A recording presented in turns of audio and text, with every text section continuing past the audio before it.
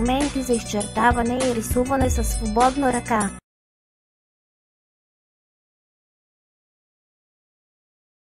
Рисуване със свободна ръка с четка.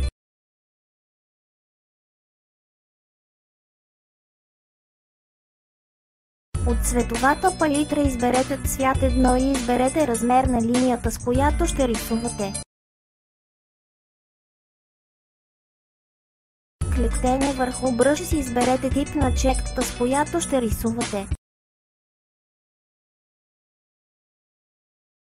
Ето как изглеждат различните видове четки, заложени в програмата Paint. Рисуване със свободна ръка с молив.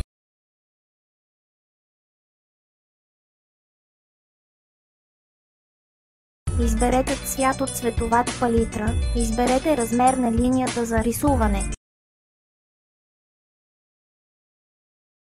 Кликнете върху бутона молив и с натиснат ляв бутон на мишката започнете да рисувате върху листа. Инструменти за изчертаване.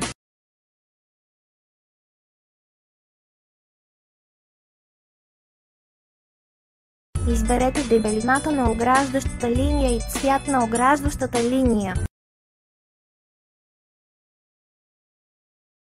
Изберете фигурката, която искате да използвате в рисунката си.